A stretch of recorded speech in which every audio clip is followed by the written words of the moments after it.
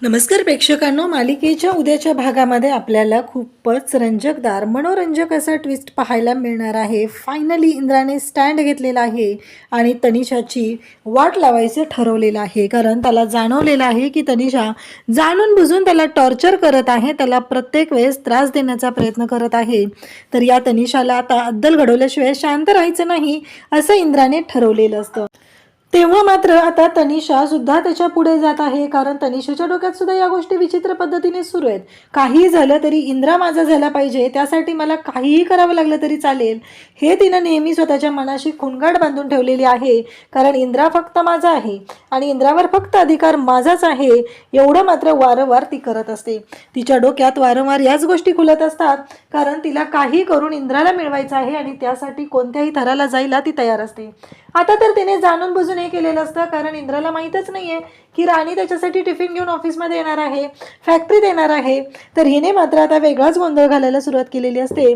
तर तिने मुद्दामहून आता इंद्राच्या केबिनमध्ये गेलेली आणि इंद्राला मिठी मारत असते. तेव्हा इंद्राने जो काही घेतलेला स्टँड आहे, म्हणजे इंद्राने जे काही ठरवलंय की हिला आता शांत बसायचं नाही, तर हिला दाखवून द्यायचं आहे की काही झालं तरी तू चुकीची वागत आहेस.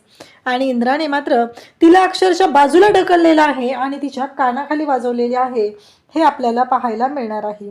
हे सगळं कशा पद्धतीने होणार ते आपण आपल्या आजच्या या व्हिडिओमध्ये पाहणार आहोत. त्यासाठी व्हिडिओ शेवटपर्यंत पहा.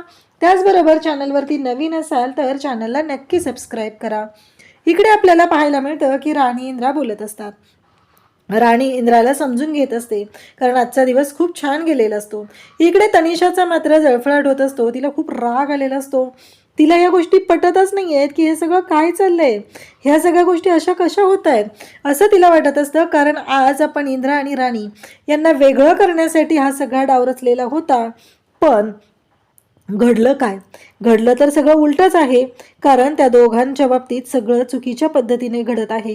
आपण डाव रचत आहोत आणि आपणच तोंडावर पडत आहोत, या गोष्टीची भीती मात्र तिला वाटत असते. ती म्हणत असते, नाही, काहीही झालं तरीही मी आता शांत राहणार नाही. तेव्हा मात्र तिला आता इकडे उर्मिला सांगायचा प्रयत्न करत असते की अगं तनिषा, आपण ठरवलं होतं तशाच पद्धतीनं गोष्टी झालेत, कुठं काय वेगळं झालंय. तेव्हा ती म्हणते, काय झालं? मला खूप मोठं भांडण हवं होतं इंद्रा राणीमध्ये. राणीने तमाशा करायला पाहिजे होता. राणीने संशय घ्यायला पाहिजे होता, घर डोक्यावर घ्यायला पाहिजे होतं, हे घरातून निघून जायला पाहिजे होतं, एवढं सगळं व्हायला पाहिजे होतं. पण घडलं तर काहीच नाहीये. घडलं काय? घडलेलं आहे ते तुला माहिती आहे. राणी आणि इंद्रा एकत्र आले, त्यानंतर त्यांना दुसऱ्या पूजेचा मान मिळाला. ते दोघं जण एकत्र जेवले.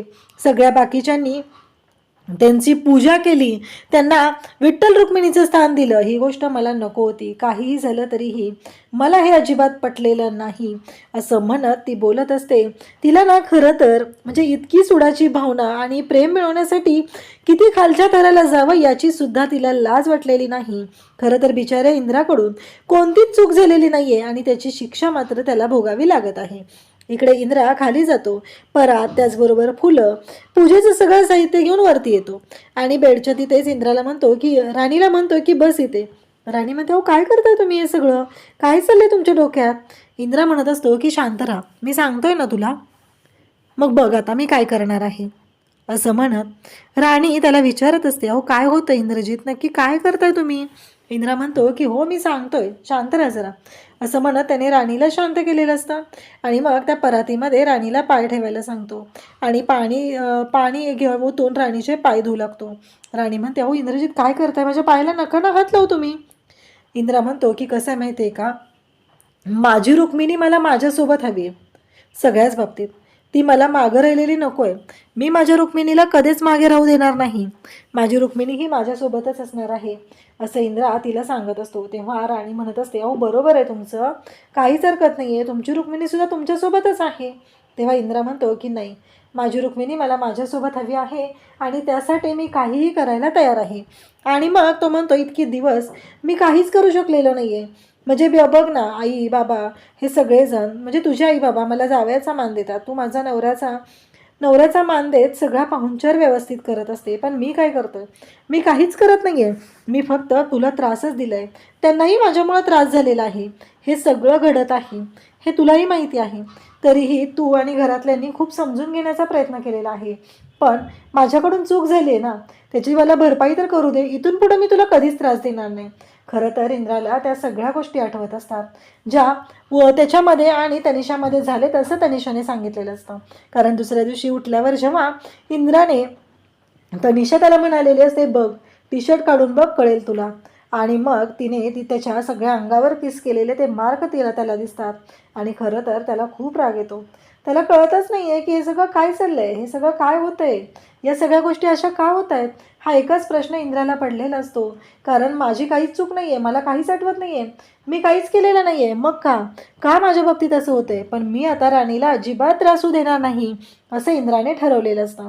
आणि इकडे दुसऱ्या दिवशी सकाळी इंद्रा झोपलेला असतो, तर तनिषा येते. इंद्रा उघडा झोपलेला असतो, त्याच्या अंगात टी शर्ट नसतो. आणि तनिषा येते आणि इंद्राच्या जवळ जाते. इंद्राला विचारायला काहीच माहीत नाही. मागच्या वेळेसही तनिषाने असाच गोंधळ घातला होता आणि आताही तिचं तेच चालू असतं. तेव्हा तनिषा त्याच्या जवळ जाते आणि त्याच्या अगदी तोंडाच्या जवळ तोंड घेऊन जाते आणि त्याला पुन्हा अडकवण्याचा तिचा हा सगळा डाव असतो. आणि त्याच्याकडे अगदी जवळ बसून त्याच्याकडे पाहत असते, एकटक त्याच्याकडे पाहत असते. तिला असं वाटत असतं की आता इंद्रा पुन्हा आपल्या जाळ्यात सापडेल, पण तिला कुठं माहिती आता इंद्रा हुशार झालाय. इंद्रा एकदम दचकून उठतो. त्याला असं वाटतं की राणी उठवायला आली आहे. त्याला राणी नेहमी उठवायला येत असते ना, त्यामुळे त्याला असं वाटतं की राणीच उठवायला आली आहे. तो म्हणतो, तू काय करतेस इथं, तुला कळतंय का. एकतर तो इतका खडबडलेला असतो, त्याला कळतच नाही आहे, त्याच्या अंगामध्ये टी शर्ट नाही आहे. तो पटकन टी शर्ट शोधतो आणि टी शर्ट घालायला घेतो, कारण त्याला कळत नसतं की हे सगळं काय होतं आहे. आणि त्याने लगेच अंगात टी शर्ट घातलेला असतो आणि तो तनिषाला म्हणत असतो, तुला कळतंय का, तू काय करतेस हे सगळं, तुझ्या लक्षात येते का. तनिषा म्हणते, मी काय केलं आहे, काय करू सांग ना. म्हणजे मी विसरू शकत नाही आहे रे त्या गोष्टी, माझ्या डोक्यातून त्या गोष्टी जातच नाही आहेत. मग मी काय करणार सांग ना, त्या दिवशीची ती रात्र मी नाही विसरू शकत आहे इंद्रा, असं म्हणत ती इंद्राला सांगत असते. इंद्रा म्हणतो, एक गोष्ट लक्षात ठेव, तुला कळत नाही आहे का काय चाललं आहे ते. कारण काहीही झालं तरीही तुला विसरावं लागेल आणि अशी तू माझ्या रूममध्ये येत जाऊ नको ग डिरेक्टली. तुला कळत नाही आहे का, राणी कोणत्याही क्षणी येऊ शकते, तुला माहिती आहे का, याच्यामुळे प्रॉब्लेम क्रिएट होतील. तेवढ्यात राणी तिथं आलेलीच असते. इंद्रा घाबरलेला असतो, गडबडलेला असतो. ते पाहून राणी त्याला विचारते, काय झालं इंद्रजीत. तेव्हा इंद्रा म्हणतो, काही नाही ग.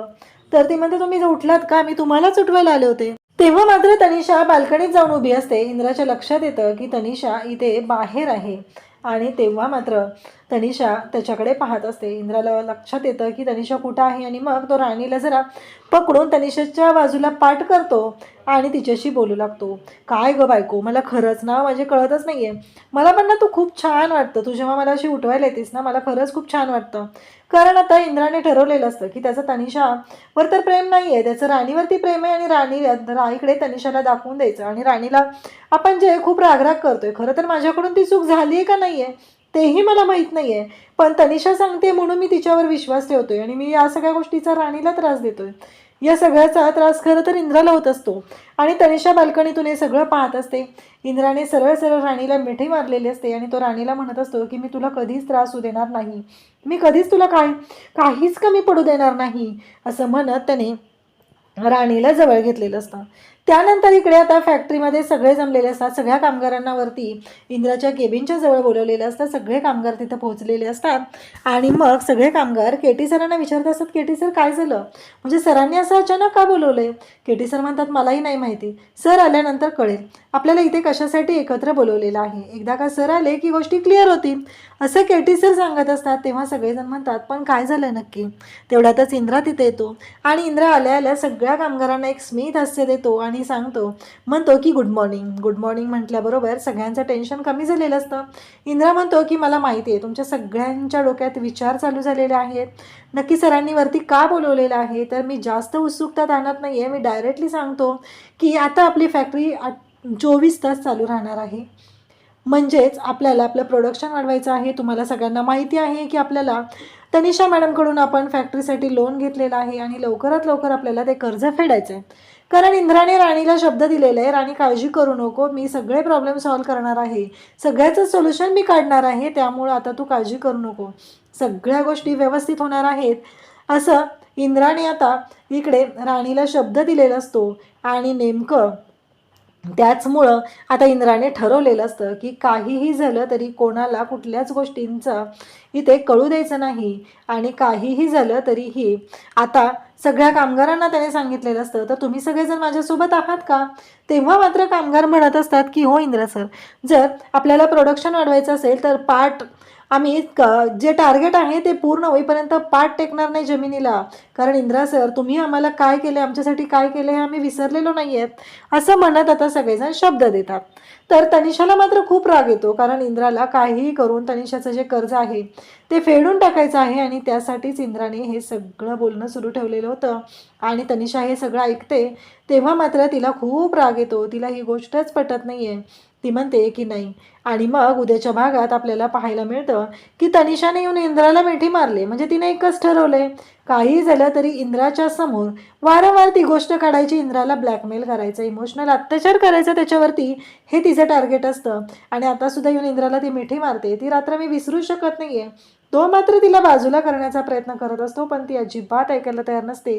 तेव्हा मात्र इंद्राचा रागाचा पारा चढतो, राणी तिथं पोचलेली असते आणि इंद्राने खानदिशी तनिषाच्या कानाखाली दिली आणि तिला सांगितलंय की बाजूला हो, मी तुला खूप वेळा सांगण्याचा प्रयत्न करतोय पण तुला जर गोष्टी ऐकूनच घ्यायच्या नसतील, समजूनच घ्यायच्या नसतील तर मात्र मला आता ऐकावंच लागणार आहे असं म्हणत आता इकडे इंद्राने तिला दाखवून दिलेलं असतं की काही झालं तरी राणी फक्त माझी आहे आणि राणी हे सगळं पाहते तेव्हा तिला सुद्धा धक्का बसलेला आहे. अशाच अपडेटसाठी चॅनलशी कनेक्ट राहा. थँक्यू.